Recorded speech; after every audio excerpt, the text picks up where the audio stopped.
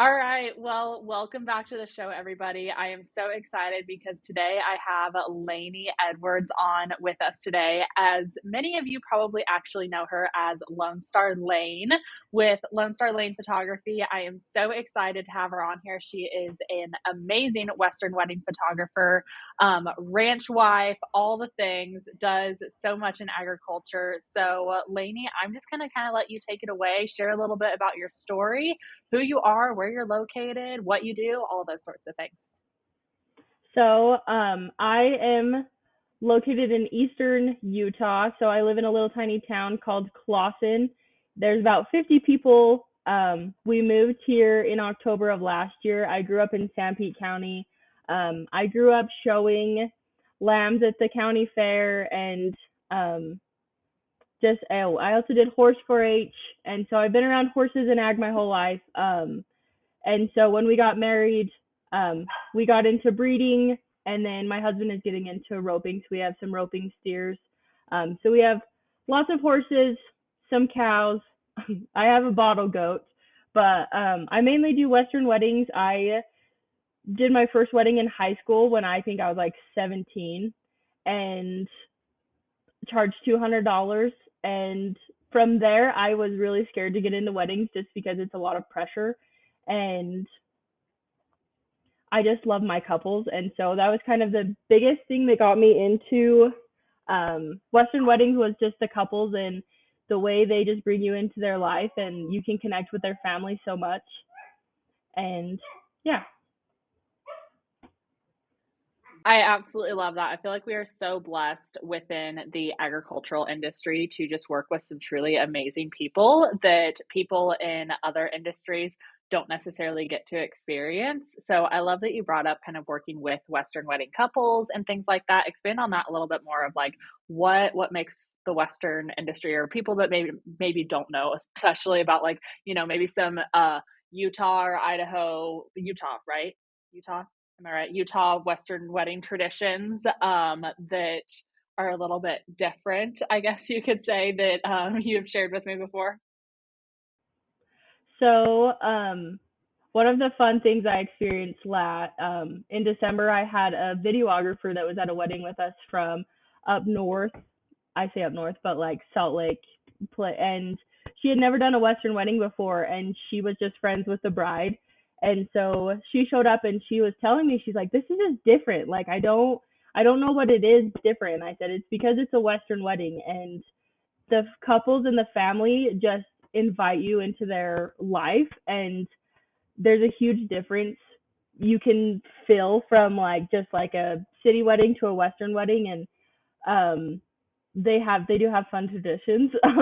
One of the biggest one is in Wayne County, so near Torrey, Utah, if that's kind of a tourist place. But their tradition is to always throw the groom into the river at the end of the wedding. And so that was always fun. Jump in your truck. You got to haul butt to the nearest river, follow the groomsmen. So that's always the funnest one. You all know it's coming if you're in Wayne County. I love that. I really do. I feel like traditions like that, or just the Western crowd, can get very rowdy sometimes. And so it makes Western weddings just a buttload of fun and a ton of fun to photograph too. Because we never, as Western wedding photographers, I feel like we never have to force people on the dance floor. We never have to like try and get people to look like they're having a good time. Like they genuinely are just there having a good time and celebrating the couple that's there.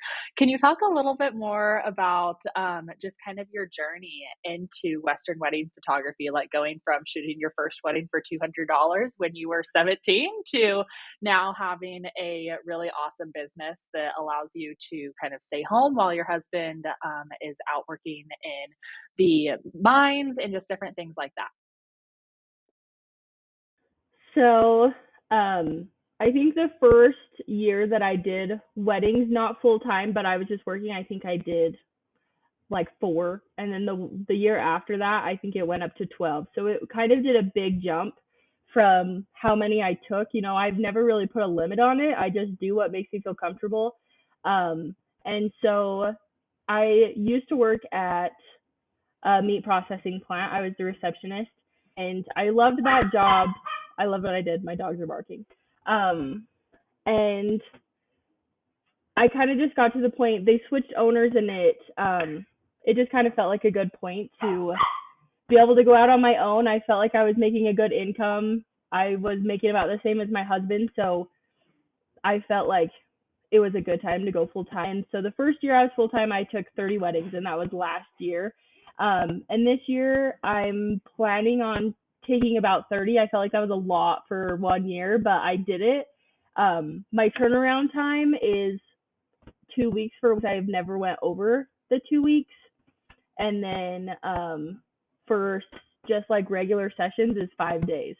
So I've always like I like having the responsibility of having their photos with me, like I I don't want the responsibility of like losing them.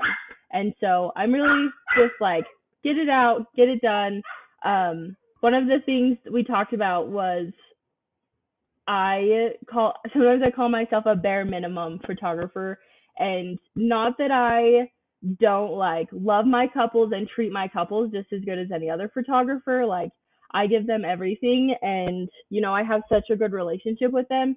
It's just that I don't know Photoshop. I've never used Photoshop. I'll use the Lightroom tools and that's it.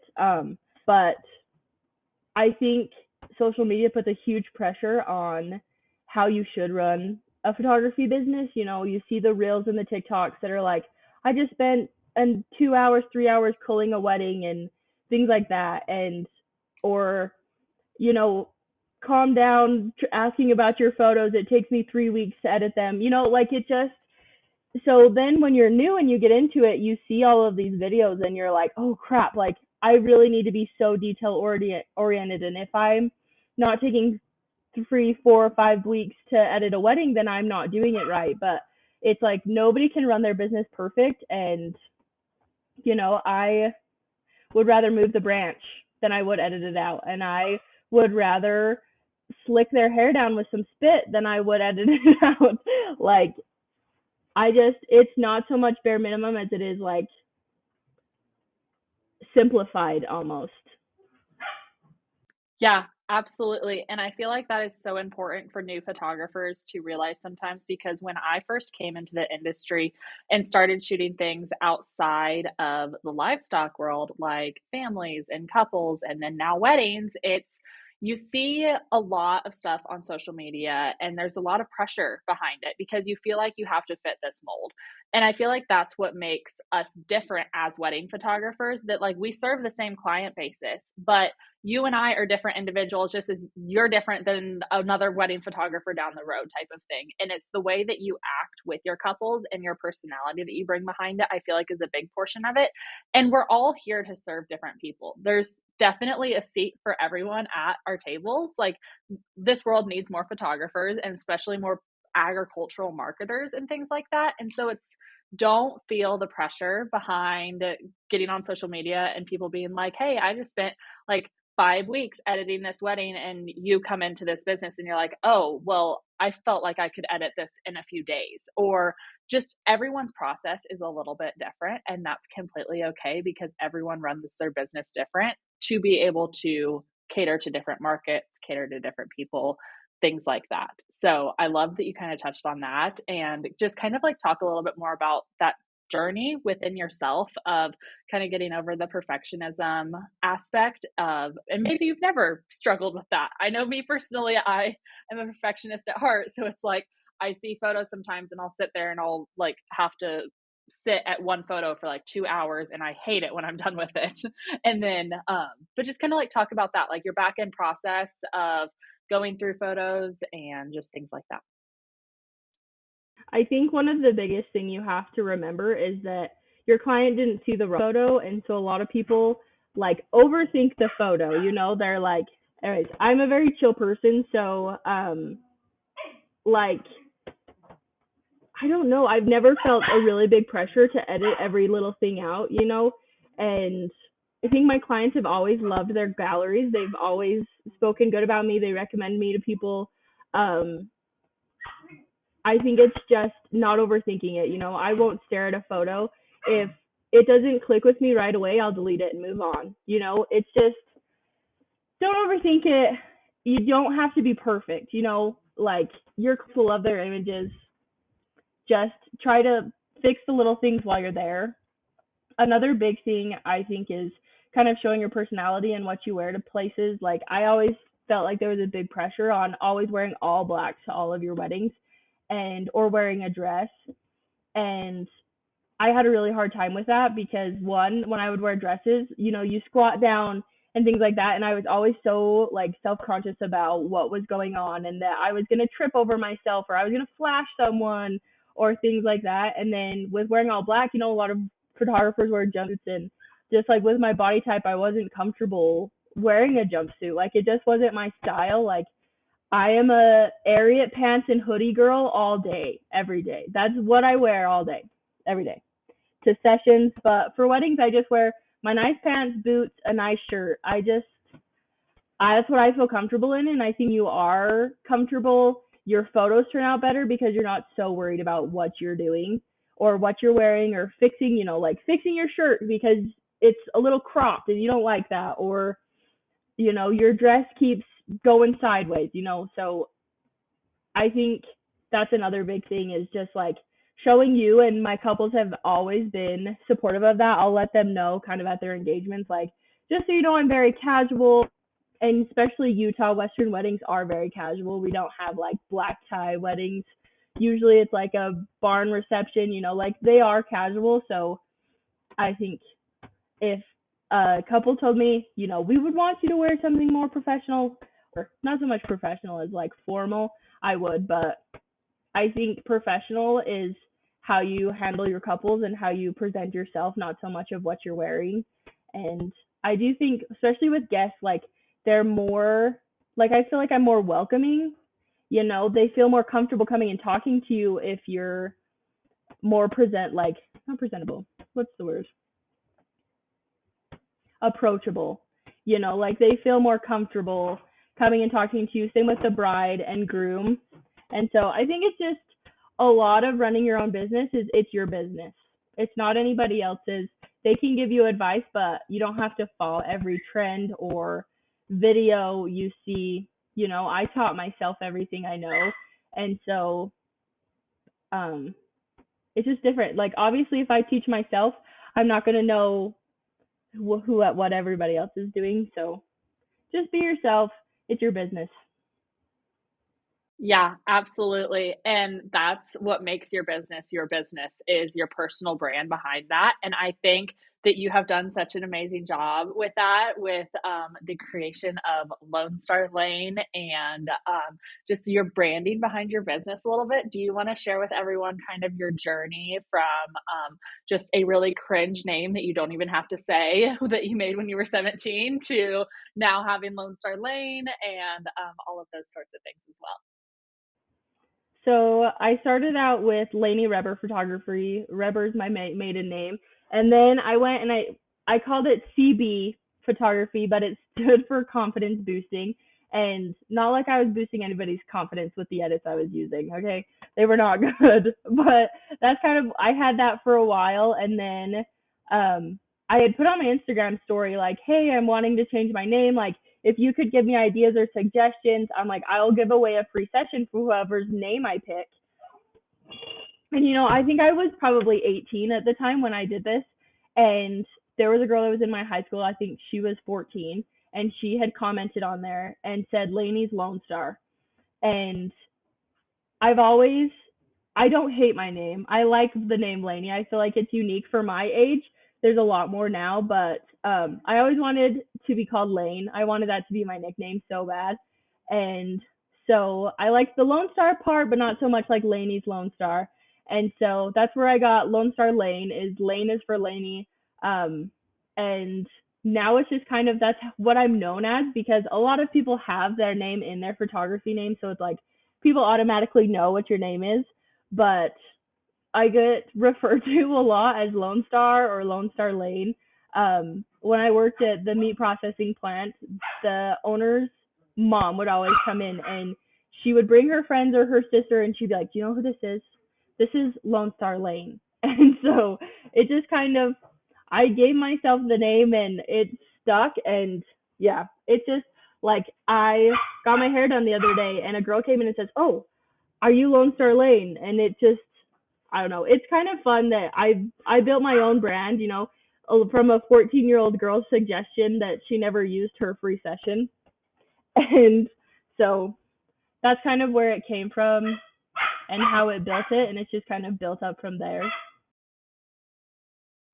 I love that. It's crazy how sometimes, like, the best parts of our business or branding or lives or things like that just come from, like, the most random situations, like a 14-year-old who gave you a nice little idea that has now built into completely your personal brand and how you show up into the world and things like that, and especially on Instagram or things like that. I know for a hot minute when I've been following you for quite a while, I would always search Lone Star Lane over Laney Edwards because that's just like that's what everyone knows you as. And that's why in your introduction I was like, or as you may know her, Lone Star Lane. Because a lot of people just when you adopt something like that, like my name is Showboat Media Co. And I got that from my dad's ranching operation and his nickname is Showboat. And so I have actually been called Showboat or Tugboat or Showboat's Daughter or things like that at shows recently, and I'm like, "This is so weird." Like, I'm still adjusting to getting called, like, your business name, but I completely understand for sure. Talk a little bit about, like, just kind of, like, in your personal life, you and your husband have a ranch where you guys, raise and breed horses and things like that. Kinda talk about how being involved in that side of agriculture maybe helps you develop your business personally, but then also just like if it doesn't, just kind of talk about it and how it's kind of like developed with that as well. So with our stud, that's my husband's like main rider. That's what he ropes on and everything. So for me personally, it's like I need a photographer that's comfortable around horses because he's going to be a turd and my gelding is a turd. And so when I first started advertising as a Western photographer, it was like I took everybody, even if you didn't have horses, you didn't have cattle or anything like that. Like I would still do your pictures, but like being Western is who you are and like you'll showcase through your photos. And so the main reason at first why I advertised as a Western photographer was because I wanted my clients to know that I'm comfortable around their horses. If I need to back them up, if I need to move them around, like I'm okay with it. And they're big animals, and I get like when I got married, my photographer was not a Western photographer at all, and she wasn't comfortable around them, and so I didn't bring them to any. So like none of my engagements, bridals, wedding, like we have our horses and that's a huge part of who we are. So I think it's a huge thing for people to know like, okay, they're going to be comfortable around my animals. Like they'll be comfortable or I'll be comfortable going into their field of cows and like know that they're not going to run me over. Like they're okay. And if the bull does come, I know how to hop a fence really fast. And so that's just kind of I think it does show a lot. Western people are looking for Western people. And so when you are one and you can showcase your life on social media, that was my goal for this year was to share more about what I do day to day instead of just photos. Like I share a lot about my little goat that I feed every day. And anyway, so our mare delivered 6 weeks early. And it was a hard husband had to go to work, so I was by myself and I kind of just shared a little bit. I don't share a lot about deaths and those kind of things just because it's sad. Most people don't want to see a dead foal, but um, that was my life. That was my day to day. I didn't have a session that day. That's what I did that day was take care of them and make sure her afterbirth came out and everything. So it just is. That's my goal.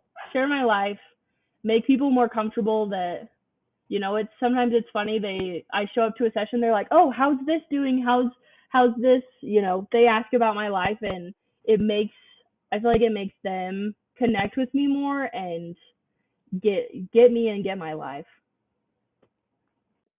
Yeah, absolutely. I think that that's why it's so important that as photographers that like this is our personal brand and it's so important to show up and share on social media. That way you are not only showing up for yourself, but you're showing up for your future and past clients of showcasing who you are as an individual. Because if people trust you, they're going to hit that book button a lot sooner because they feel like they already know you. Even if you have never met them before, they feel like they already know you. Talk a little bit more about kind of that commitment you made this year to show up a little bit more on social media, what that journey's kind of looked like.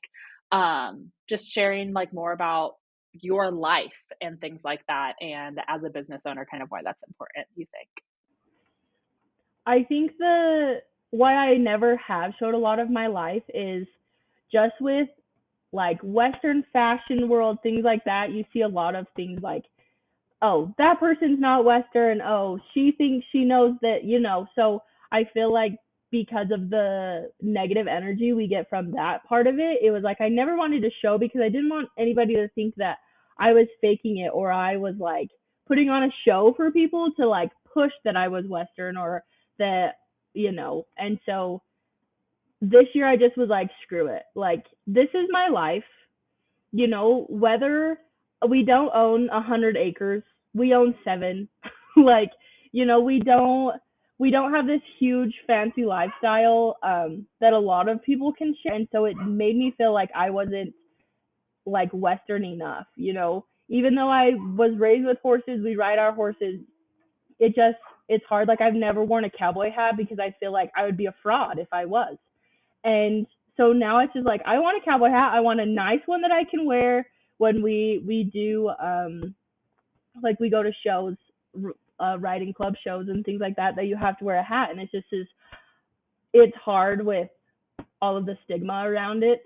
And so this year I was just like, you know what? I'm showing my life, whether you have a small little 7 acre farm or you have a 100 acre ranch. Like one is not better than the other, and so that was just my biggest thing. I'm trying to show my little part. It's not a big part, but a little part of ag and my Western life. But I do think Western is a huge part of who you are. You know, you don't have to have horses or cows or even a dog. It just is like, I think it's more in your manners and how you talk to people and how you connect with people is just like, you know, I feel like that's more Western than your animals.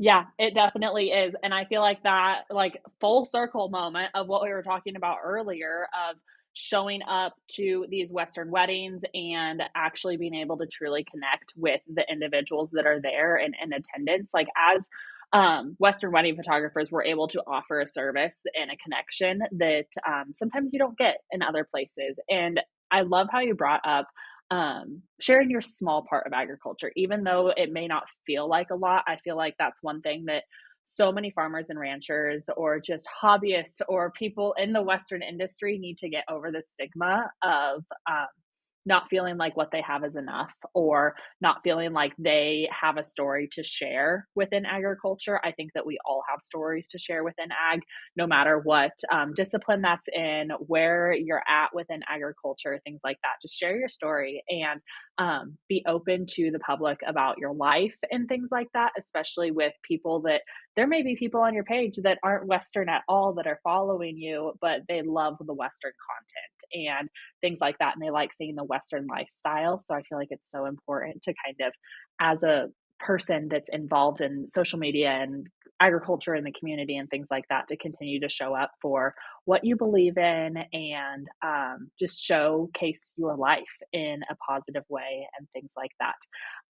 I would love to hear if you have like one piece of advice that you could tell like past Lainey, or just a young photographer starting out in this business or things like that. What would that piece of advice be? I think like my biggest lesson I've learned is I think we kind of covered it. Like, there's not a perfect way to do this, you know, and so a lot of people, I get a lot of like younger photographers or newer photographers that message me, and I just tell them like, shoot as much as you can, go out there, take pictures of whatever you want to. I did a lot of free sessions, a lot of them. And so it's kind of a huge part of getting out there, and there's no perfect way to do it. It takes a long time to figure out, but after you get it down, it's easy. This isn't a super, super hard career. It just is more of a gift than anything. Is like you have to have that gift for you to have like the photographer's eye. Like I drive down the road and I'm like, oh, that's a good place for a session and things like that. And if you're hard at it, you'll figure it out. Whether it's on your own or whether you reach out for help. I had a few photographers that I would ask questions, but where I come from, there's not really Western photographers. I was the first one that, like, and especially probably in Utah, there's not a whole lot of us.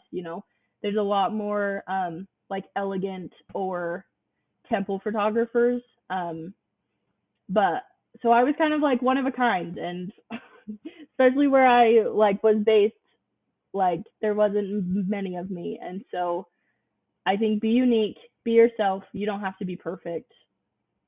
You'll figure it out as you go. Yes, yes, I absolutely love that, and I feel like that is so important to remember to hear that as for me as a perfectionist, a recovering perfectionist, I try to say sometimes that is so important to hear, and I wish that I would have learned that younger too. And sometimes I need the reminder right now. Like I have a session that I was editing right before this that I'm pretty sure I was staring at the same photo for a solid 20 minutes, editing like the so minuscule of things that me as a creative person, I see a huge difference. But the normal person out there just like walking the street, they're not going to tell a difference between one plus or minus on the exposure of a photo. Like they just simply aren't.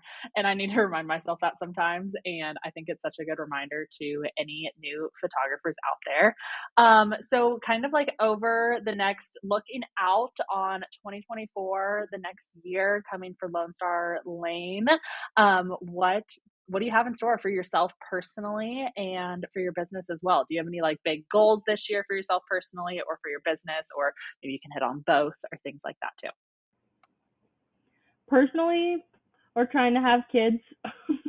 That's kind of been our biggest goal for like 2 years. We struggle with infertility, and so that's kind of a thing I touch on a little bit on my page of trying to share my life, just because I know so many people struggle with it, and you don't see a lot about it. I have a good friend, Sarah Caldwell, that's a photographer, and she just started posting about it, and it's like you never know what your photographer is going through, you know, like when you're texting me and asking when my photos are going to be done, and I just went and had an IUI done, and it's just, you never know what people are going through. And so I try to share a little bit about it, but it's a huge personal thing for me and my husband. So I don't share too much, but so that's one big thing for us. Our big thing for last year was to have our own house, and we reached that. And so babies is what we're going for this year. But photography wise, I really want to travel more. Last year I went to Hawaii for an elopement, and that was so fun. And I got to know their family so well, and it was such an awesome experience. I told them I would do their wedding for free if they paid for the travel. And so I'm doing the same thing in Oklahoma this year. I knew her. She used to live in a town next to me. So we knew each other, but she moved out there, and I'll be doing their wedding. And I just want to travel more, see new cultures, see how other states do weddings, because I feel like Utah is kind of unique in our sense. Utah's not much of a party crowd. You have some here and there. A lot of them are LDS weddings, but I want to experience new things. I want to see new traditions, new couples. Anyways, outside of Utah would be amazing. So that's kind of my goal, trying to advertise more that I can travel. I'll get out there, do elopements, things like that. I do love a good old ceremony, but an elopement would be super fun. Yeah, absolutely. I love that. And I also follow Sarah, and I think that it's just been so inspirational as a young individual to kind of like be able to she's being very raw with her audience, and you have been too, about your guys' infertility journey and just a bunch of things like that. And so thank you for your openness and being just like open with your personal goals and things like that. It can be such a struggle, but I think it's important that as clients of photographers to remember that like we are humans too. And as a photographer yourself, like remember that you are human and to give yourself those breaks and just kind of that time to be yourself. Like you don't have to be a working robot that is delivering galleries exactly when you said you were going to, or if life happens, life happens. And I think that that is so important to remember. Well, we touched on so many things today, and I so appreciate your time coming on and just sharing a little bit about your story and your brand and just kind of your journey throughout this wildlife and photography and everything like that. Where can the people find you if you want to share like your website or social media handles or things like that? We'll also link them below, but if you just want to say them out loud too. You can find me on Instagram and Facebook. That's probably the easiest, just at Lone Star Lane Photo.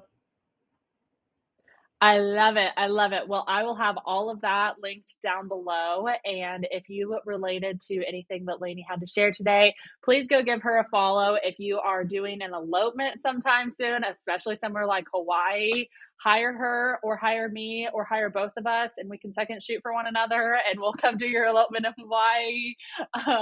But thank you so much for tuning in for another episode, guys. We will talk soon. Bye, friends.